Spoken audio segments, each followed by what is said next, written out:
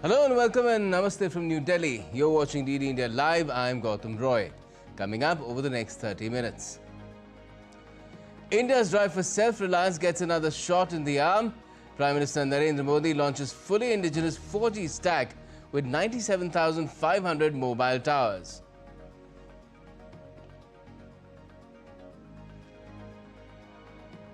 Fresh unidentified drone sightings reported close to key military installations in Denmark overnight. Police also says they're probing possible drone sightings near a central Norway airbase. Iran recalls its envoys to the UK, Germany and France with UN sanctions against Tehran set to be reimposed tonight after a Russian and Chinese Security Council resolution to delay them failed. And India's 18-year-old armless archer Sheetal Devi makes history by clinching her maiden World Archery Para Championships gold in Gwangju, South Korea.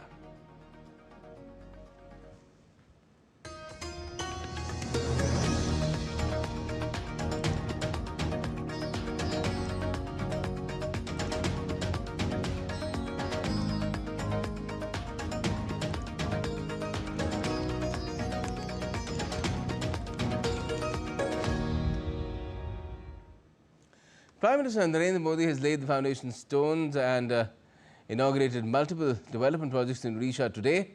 Now, these projects span across telecommunications, railways, higher education, healthcare, skill development, rural housing sectors, among others.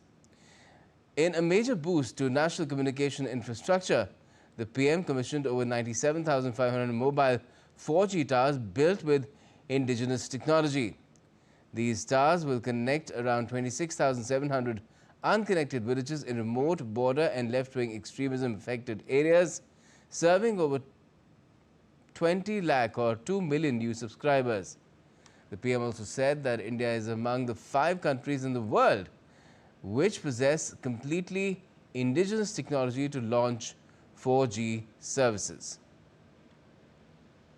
BSNL और उसके सहयोगियों की मेहनत से आज Bharat global telecom manufacturing hub बनने की दिशा में आगे बढ़ रहा है। ये ओडिशा के लिए भी गर्व की बात है कि आज झारसुगुड़ा से बीएसएनएल के स्वदेशी 4G नेटवर्क का शुभारंभ हो रहा है, जिसमें करीब 1 लाख, दोस्तों देश के लिए गर्व होगा, 1 लाख 4G टावर है। ये टावर देश के दूरदराज के क्षेत्रों में कनेक्टिविटी की नई क्रांति लाने जा रहा है। 4G तकनीक के एक विस्तार से देश भर में 2 करोड़ से ज्यादा लोगों को सीधा लाभ मिलेगा। The PM also flagged off the Amrit Bharat Express between Odisha and Gujarat, providing affordable and comfortable connectivity across states, supporting tourism, creating employment opportunities and linking key economic districts. The day also saw the Prime Minister distributing approval orders to 50,000 beneficiaries under the Pradhan Mantri Antyodaya Griha Yojana. The scheme aims to provide pakka homes and financial support to vulnerable rural families. Earlier, the Prime Minister received a traditional welcome in Jharsuguda. Locals gathered in large numbers, featuring traditional performances which showcase the state's rich cultural heritage.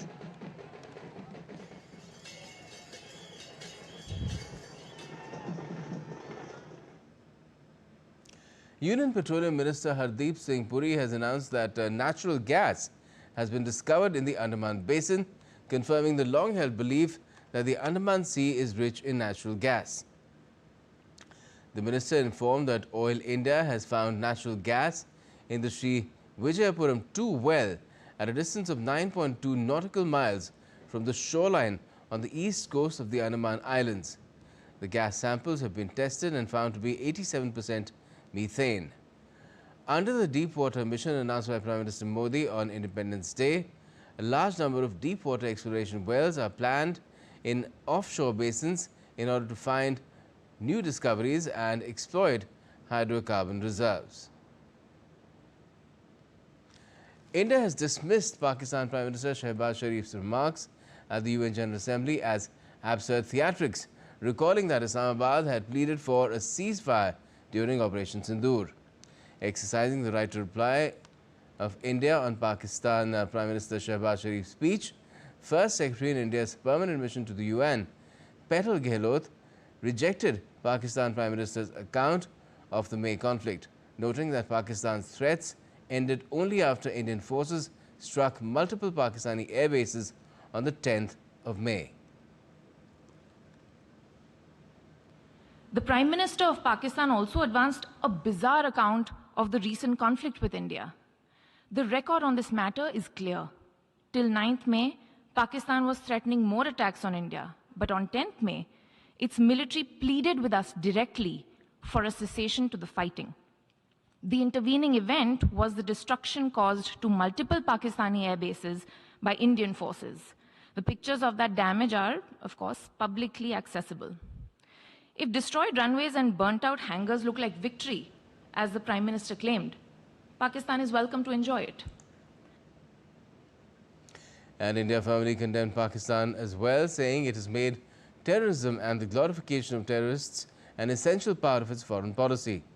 The Indian envoy also recalled that Pakistan had blocked accountability for a Pakistani-sponsored terror outfit earlier this year at the UN Security Council.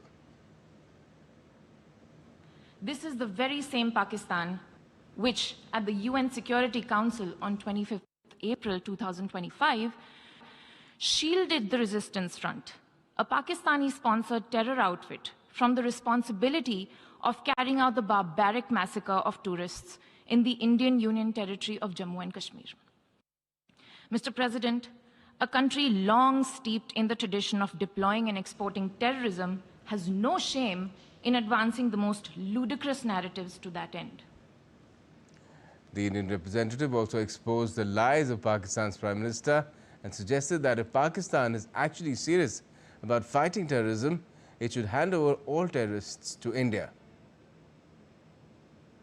As in the past, Pakistan is responsible for a terrorist attack on innocent civilians in India. We have exercised the right to defend our people against such actions and have brought the organizers and perpetrators to justice. The Pakistani Prime Minister has spoken about wanting peace with India. If he is indeed sincere, the pathway is clear. Pakistan must immediately shut down all terrorist camps and hand over to us terrorists wanted in India. And reaffirming India's long-standing position, the Indian envoy stressed that all outstanding issues with Pakistan must be resolved bilaterally, leaving no room for any third party. Mr. President, India and Pakistan have long agreed that any outstanding issue between them will be addressed bilaterally. There is no room for any third party in that regard. This is our long-standing national position. And concluding with India's firm message on terrorism, the Indian envoy said there must be zero tolerance for terrorism and India will never bow to nuclear threats. Where terrorism is concerned, we are making it clear that there will be no distinction between the terrorists and their sponsors. Both will be held accountable. Nor will we allow terrorism to be practiced under the cover of a nuclear blackmail. India will never bow to such threats. India's message to the world is clear. There must be zero tolerance for terrorism. India's External Affairs Minister Dr. S. Jaishankar on Friday convened a high-level meeting of BRICS foreign ministers in New York, using the platform to underscore the bloc's crucial role in promoting multilateralism and advancing constructive global engagement at a time of international uncertainty. They also made a strong pitch for the comprehensive reform of the United Nations, especially the Security Council, reiterating support for the aspirations of India and Brazil to assume a larger role. Addressing the meeting, Dr. Jaishankar said, and I quote, "When multilateralism is under stress, BRICS has stood firm as a strong voice of reason and constructive change." End quote. The minister also underlined that BRICS must reinforce peace building, dialogue, diplomacy, and adherence to international law, particularly at a time when multilateralism is under stress. Calling for institutional reforms, India's External Affairs Minister said, and I quote again, BRICS must amplify its collective call for a comprehensive reform of the principal organs of the United Nations, especially the UN Security Council, end quote. Also on the economic front, Dr. Jaishankar warned against protectionist trends. He further emphasized that technology and innovation would define the next phase of BRICS cooperation. In a significant political endorsement, the ministers extended full support to India's upcoming BRICS chairpersonship in 2026, when India will host the next BRICS summit. Also, the BRICS foreign ministers expressed strong condemnation of any acts of terrorism as criminal and unjustifiable, regardless of their motivation, whenever, wherever, and by whomsoever committed. The leaders condemned the strongest terms the terrorist attack in Jammu and Kashmir on the 22nd of April this year. They reaffirmed their commitment to combating terrorism in all its forms and manifestations, including cross-border movement of terrorists, terrorism financing, and safe havens. The leaders urged to ensure zero tolerance for terrorism and reject double standards in countering terrorism.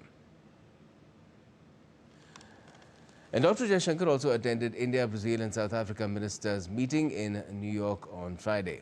In a social media post, the Indian minister said, and I quote, IBSA made a strong call for the transformative reform of the UNSC. Discussions were also on IBSA Academic Forum, Maritime Exercise, Trust Fund and intra-IBSA trade, unquote. Dr. Jaishankar further said IBSA will continue to meet frequently in future as well. Palestinian ambassador to India, Abdullah Abu Shawesh, has praised the Indian government led by Prime Minister Modi and India's foreign ministry for helping the Palestinian people. Abu Shawesh said, Prime Minister Modi is doing a great job and we won't interfere in India's bilateral relations with any other country. India, under the chairmanship of the current Prime Minister, His Excellency Narendra Modi, is doing also great job to the Palestinian people. India is building right now more than one project. One of them is $1 million project, which is a hospital. India, under the chairmanship of the current Prime Minister, is also supporting the UNRWA. We are fully satisfied, and if there is something that we feel we want to discuss it with the Indian government, I can assure you all, the Indian Ministry of Foreign Affairs is 24-hour open to us as Palestinians, and we used to discuss with a full transparency with Indian government all the matters, the related matter between Palestine and India. And still to come in this edition of DD India Live. Russia opposes EU's drone wall plans as airspace violations mount around Europe.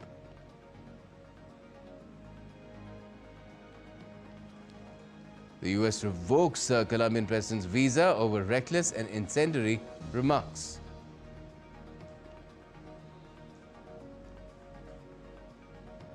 And in sports, Real Madrid prepare for derby tests against Atletico in the Spanish La Liga.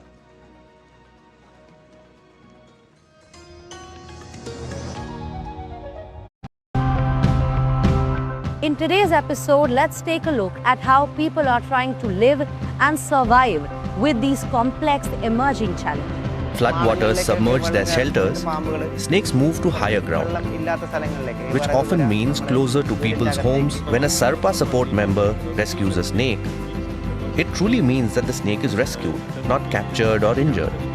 When the flowing water becomes muddy and full of sand, it's a sign that there has been heavy rain in the hills and a flood may be on its way. We need a lot of bamboo to make a changhar, from making the pillars, walls, the raised platform to a false ceiling. The main problem is the climate crisis. We've just had a few very wet months, but nature needs all that rain. What we need to secure groundwater capacity is rain in the fall and winter.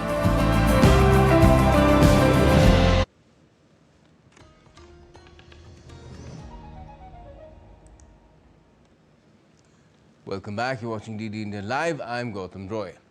Now, Iran has recalled its ambassadors to Germany, France and the United Kingdom for consultations over the dispute mechanism to reinstate UN sanctions. The move comes after a Russian and Chinese push on Friday to delay the revival of the international sanctions on Iran failed at the 15-member UN Security Council after only 4 countries supported their draft resolution, opening the door for the reimposition of sanctions. All UN sanctions on Iran are due to return after European powers, known as the E3, triggered a 30-day process accusing Tehran of violating a 2015 deal meant to prevent it from developing nuclear weapons. Iran denies seeking nuclear weapons. And Iran's President Masoud Pezeshkian has asserted that he is fully prepared for the reimposition of the UN sanctions. He assured the nation that the country will not succumb to Western pressure. And ultimately, it's not as if the sky will fall and we'll have to surrender if they go through with this. The reality is that with the measures we have in place, with the relationship we maintain with our neighbors, with the countries in Eurasia, BRICS, and the Shanghai Cooperation Organization, and with the interactions that have been forming, as well as with the people of our own country and Iranians who care about Iran and the territorial integrity of the nation and who believe in the dignity and pride of the Iranian people, we will be able to overcome this situation.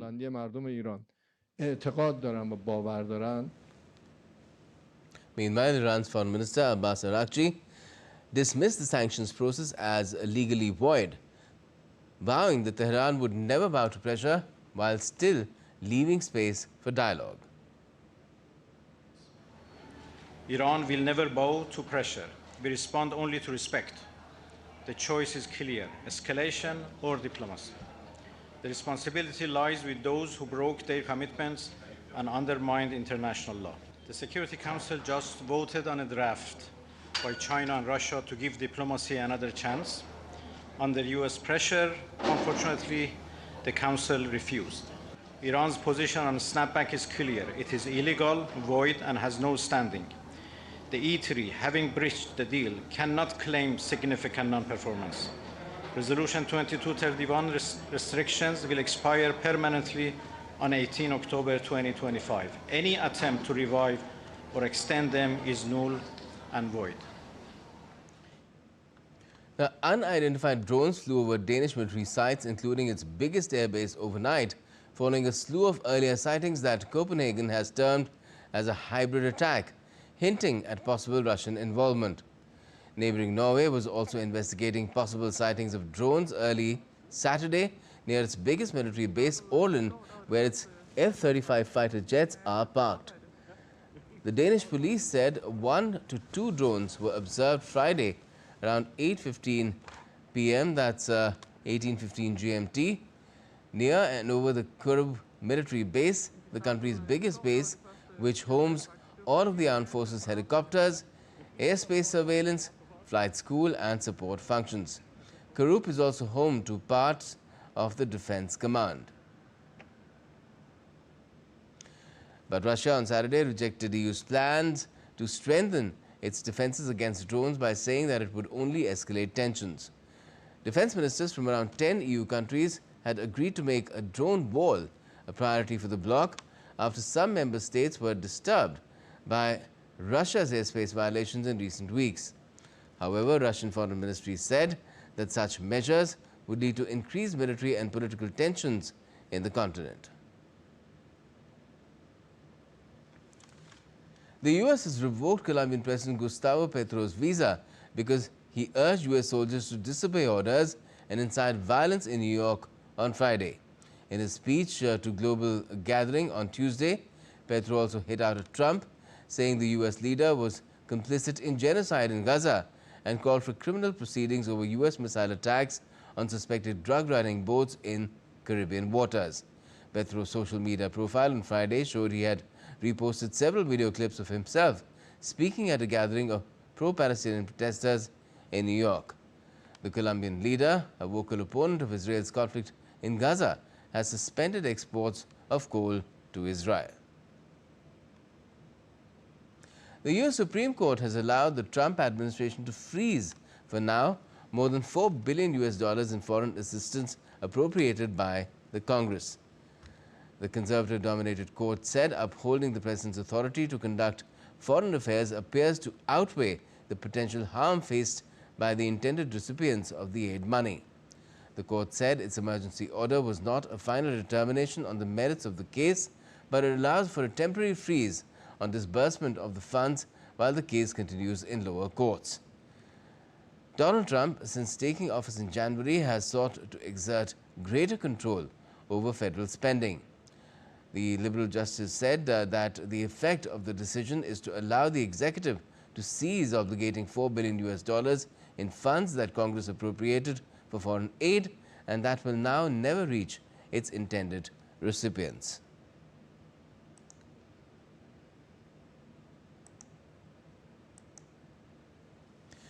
Now let's get you some weather updates. Whether the death toll from severe tropical storm Boaloy rose to 11 in the Philippines on Saturday as the cyclone bore down on Vietnam. Boaloy battered small islands in the center of the Philippines on Friday, toppling trees and power pylons, ripping roofs off homes, unleashing floods and forcing 400,000 people to evacuate. Boaloy came on the heels of Super Typhoon Ragasa, which killed 14 people across northern Philippines. The storm originated in the South China Sea and is expected to reach the upper coast of Vietnam and weaken on Sunday and Monday. Thailand is also expected to experience heavy to very heavy rain from Sunday to Tuesday. Now, the Embassy of India in Riyadh, Saudi Arabia, organized Viksit Bharat Run on Saturday in collaboration with MY Bharat under the Ministry of Youth Affairs and Sports, Government of India. The event, held under the theme Run to Serve the Nation, marked the 2025 edition of the Viksit Bharat Run. The 4-kilometer community run witnessed enthusiastic participation from over 200 runners and volunteers, transforming the occasion into a vibrant celebration of unity, fitness and service. The event embodied the spirit of Seva Bhav and the ethos of selfless service while resonating with Prime Minister Modi's vision of a Viksit Bharat or developed India by 2047. The debut edition of Art Asia Delhi 2025, India's largest Korea-led international art fair, was inaugurated in New Delhi by Ambassador of the Republic of Korea to India, Lee Seung-ho. Co-hosted by Art Asia and Kintex and supported by Korea's Ministry of Culture, Sports and Tourism and the Korean Cultural Center, India, the event marks a historic milestone in cultural collaboration. Featuring over 220 artists and 51 galleries from Korea, India, United States, Japan and other nations, the fair showcases more than 760 artworks across 61 booths, offering a vibrant platform for cross-cultural dialogue and artistic innovation. And now it's time for some sporting updates as well. 18-year-old Indian armless archer Sheetal Devi scripted history by clinching her maiden World Archery Para Championships gold medal in Gwangju, Korea on Saturday.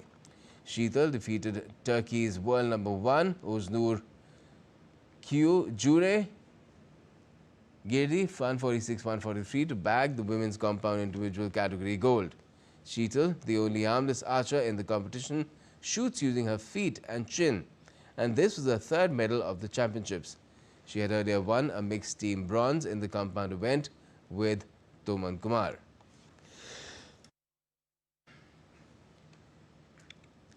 Football now. Real Madrid have made a perfect start to the season under Xabi Alonso, but their new coach warned against complacency ahead of his first derby against Atletico Madrid on Saturday. Real are flying high in the Spanish top flight competition, but with 6 wins in a row. But Atletico have been a tough obstacle for them, with Real being winless in their last 5 La Liga derbies. Meanwhile, Atletico have won 2 of their 6 league games, which leaves them trailing their Madrid rivals by 9 points. Atletico have also had less time to rest ahead of the derby, having played Rayo Vallecano on Wednesday, a day after Real played their previous match against Levante. That's all we have for this edition of DD India Live, but let us know your thoughts on the news of the day. And for those on the go, you can get all the latest news and updates from India and across the world on DD India's mobile app. It's available on both Android and iOS. Just scan the QR code on the screen and download the app. We'll be back with more news as it breaks here on DD India. I'm Gautam Roy, and from all of us here in Delhi, thanks for watching DD India Live.